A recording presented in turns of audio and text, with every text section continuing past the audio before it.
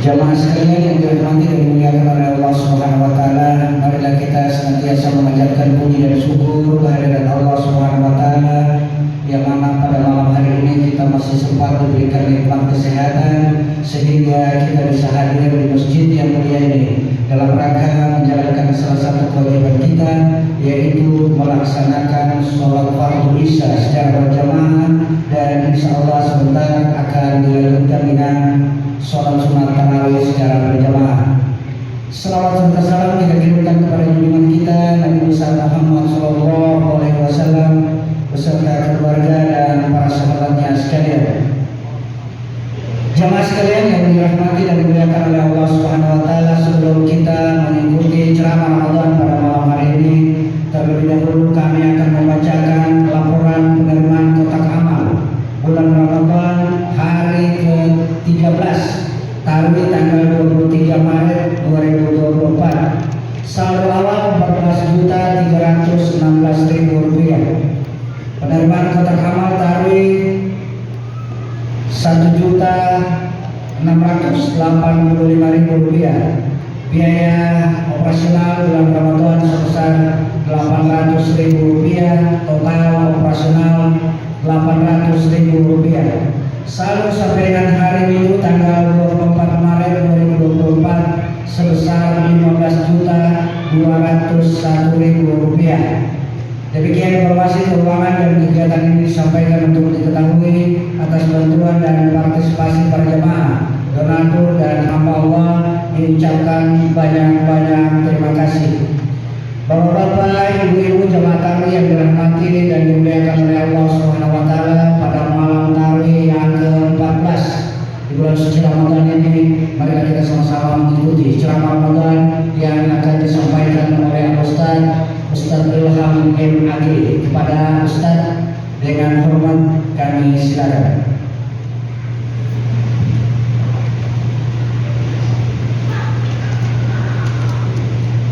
Assalamualaikum warahmatullahi wabarakatuh. Alhamdulillahilladzi ja'ala syahra Ramadan 'ala ibadihi al-mu'minin. Allahumma shalli 'ala sayyidina Muhammadin khatamil anbiya'i wal mursalin. Sayyidina wa maulana Muhammadin wa 'ala alihi wa ashabihi ajma'in, amma ba'du. Alhamdulillah, hari ke-13 kita lolos melaksanakan ibadah Ramadan sebagai ibadah utama, yaitu melaksanakan ibadah puasa. Bagaimana kualitasnya, bagaimana bobot nilainya, hanya kita dengan Allah yang tahu. Kita jujur dengan diri sendiri. Kita merasa diawasi oleh Allah ketika melaksanakan ibadah puasa di siang hari. Insya Allah bobotnya semakin besar. Bobotnya berbeda dengan kualitas ibadah pada tahun-tahun sebelumnya. Dengan demikian hidup kita, usia kita semakin berarti, semakin mendapatkan nilai istimewa di hadapan Allah Subhanahu wa taala. Dan harapan kita semoga ibadah tarawih kita di malam-malam yang lalu dilaksanakan lagi puasa siang harinya sampai ke hari 13 tadi, insya Allah diterima oleh Allah Subhanahu wa taala. Malam hari ini dilanjutkan dengan ibadah tarawih. Kelihatan ibadah tarawih ini biasa-biasa saja, tapi perlu kita sadari bersama bahwa sholat tarawih itu sunnah hukumnya, Idul Fitri itu juga sunnah hukumnya, nilainya berbeda. Tarawih masih Ramadan, pahalanya sama dengan ibadah wajib di luar Ramadan. Sementara Idul Fitri dia sudah di luar Ramadan. Cuma anehnya yang lebih ramai Idul Fitri daripada sholat tarawih. Kenapa? Memang sudah begitu, sudah menjadi kebiasaan dan budaya di mana saja. Apalagi tinggal berhitung, baru sudah baru itu baru masa tidak dipakai. Ibu-ibu ada juga besok Lebaran, hari ini kedatangan tamu, luar biasa jengkelnya. Nah kalau apa itu? Padahal dia merasa bangga kalau tarawih ini cukup. Nah inilah keistimewaan Ramadan. Hadirin hadirat sekalian, kita sekarang sementara menaiki pesawat, namanya pesawat Ramadan, akan mendarat di bandara Idul Fitri. Semua kita di dalam pesawat itu melaksanakan kegiatan masing-masing. Ada yang berzikir, ada yang macam-macam di dalam pesawat Ramadan itu. Belum pertengahan kita ini. Belum. Akan finish kita di bandara Idul Fitri. Idul Fitri artinya kembali kepada kesucian. Istilah Rasulullah kayaumin waladathu ummuh, kembali seperti bayi yang dilahirkan oleh ibunya, tidak punya dosa, tidak punya kesalahan, betul-betul suci. Kullu mauludin yuladu 'alal fitrah. Nah, kesucian ini ada 3 macam cara untuk mensucikan diri. Yang pertama, seperti yang saya jelaskan beberapa malam yang lalu, dengan memperbanyak taubat, berbanyak istighfar. Di samping itu perbanyak langkah menuju masjid. Kasih banyak waktu untuk duduk, karena kata Nabi, intadil sholat ba'da sholat, menunggu sholat yang satu sesudah melaksanakan sholat yang satunya. Ini kita semua ini, insya Allah diampuni oleh Allah kita punya dosa. Kenapa duduk berlama-lama mendengarkan tausiah? Boleh selamat jam 12 kita terawih kok? Boleh. Kan boleh kan, semakin lama semakin banyak dosa yang boleh tuh. Boleh pula. Hadirin hadirat sekalian, ada lagi menyempurnakan wudhu di saat terdesak. Macam-macam cara kita membersihkan dosa ini supaya kita mendarat di bandara Idul Fitri dalam keadaan suci. Yang kedua, cara kita adalah menunaikan zakat fitrah. Sudah ada pengumuman. Ya. Kota Palu, kalau beras sebagai makanan pokok kita tidak pernah berubah, 3,5 liter atau 2,5 kilogram. Uangnya saja berubah. Sekarang 40.000. Saya pernah ditanya, perjiwa itu. Saya pernah ditanya, Ustaz, mana lebih afdal, uang atau beras? Saya bilang, saya tidak bisa menerangkan mana yang utama, uang atau beras. Saya hanya mengambil satu pelajaran di mana orang berzakat fitrah itu, kalau dia serahkan itu, dan orang yang mengambil menerima zakat fitrah berdoa, dan itu kewajiban ambil. Bapak Ibu, kalau ada ambil, kita sudah serahkan, kita punya zakat fitrah, hanya dia bilang terima kasih ya. Dulu bilang doakan kami. Kewajiban ambil untuk mendoakan orang yang berzakat, mendoakan muzaki. Kenapa? Khudh min amwalihim shadaqah tutahhiruhum wa tuzakkihim biha wa sholli 'alaihim. Doakan mereka, kalau mereka tidak berdoa tuntut. Bagaimana doanya? Perhatikan doa. Nanti kita sendiri menyimpulkan mana yang lebih bagus, beras atau uang. Apa doanya ambil?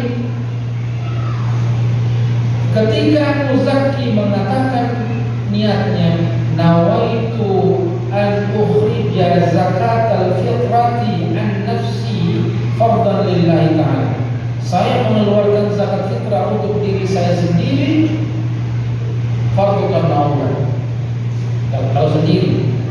Jadi kalau ada anak-anak yang belum kawin tapi mampu sudah mengeluarkan zakat fitrah untuk dirinya, tinggal lapor sama orang tua. Pak, tak usah saya yang menanggung, saya sendiri yang menanggung, sudah bisa saya. Hanya 3,5 liter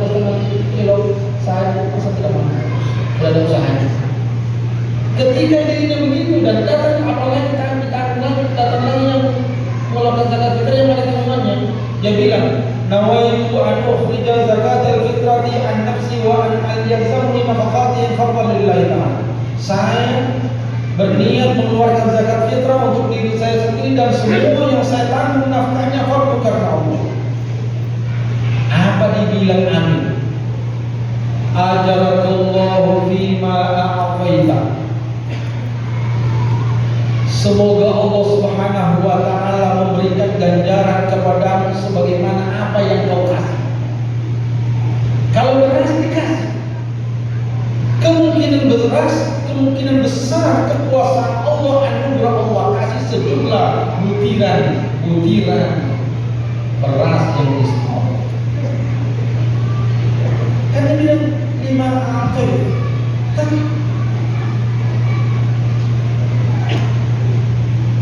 Kalau uang dan kecil hati, uang praktis. Nah, rasanya kita kan begitu, uang praktis, tidak usah khawatir. Kalau memang itu, tidak usah khawatir. Ulama juga sudah memberi dalil. Mana itu? Mereka mengambil sukaran ini bersifat zakat fitrah. Maka apa? Mereka mengambil dalil di surah Al-Baqarah mengatakan, fi kulli sumbulatin mi'atu habbah. Jadi ibaratnya menanam biji 7 tangkai itu ada 100 kali itu. Kalau 40.000 dikali 700 sudah itu. Tinggal kita bandingkan mana lebih banyak. 40.000 dikali 700 dengan butiran beras.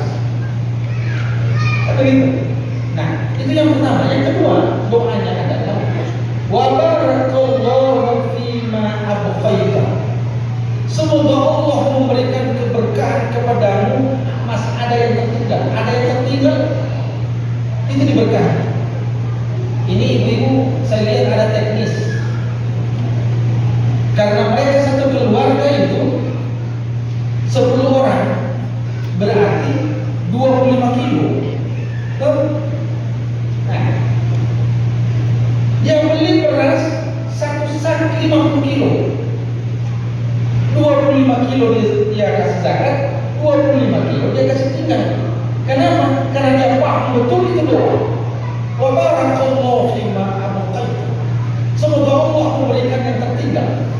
Sehingga yang 25 kilo itu dia taruh di dalam. Itulah kalau 1 atau 2 liter dia masak, dia ambil segenggam, yang sisanya zakat fitrah dia taruh di situ dengan pemahaman bahwa insya Allah harapannya semua yang tercampur itu mendapatkan keberkahan dari Allah Subhanahu wa taala. Pantulah dari doanya amin. Allah. Yang ketiga, mensucikan diri menuju Idul Fitri dengan zakat fitrah itu doanya adalah waj'alhu laka tahura. Semoga dengan zakat fitrah ini bisa menjadi jiwa suci, harta suci. Jiwa sudah suci, harta itu bisa menjadi suci gara-gara zakat. Nah, berarti sudah mulai kita mensucikan diri menuju bandara Idul Fitri. Nanti setelah Idul Fitri itu mensucikan diri kepada sesama manusia. Wal'afina 'anil nas, saling memaafkan satu dengan yang lain. Inilah upaya kita menjadi orang-orang yang suci di hari raya Idul Fitri nanti. Maka kalau kita memaknai Idul Fitri bukan karena baju-baju, makanya Al-Hikmah mengatakan laisal 'aida liman labisal jadid innal 'aida lam littaqa tazid. Bukan dikatakan itu dengan pakaian yang baru dan semuanya yang serba baru. Dikatakan itu adalah imannya semakin, ketakwaan semakin bertambah. Wallahu musta'an. Assalamualaikum warahmatullahi wabarakatuh.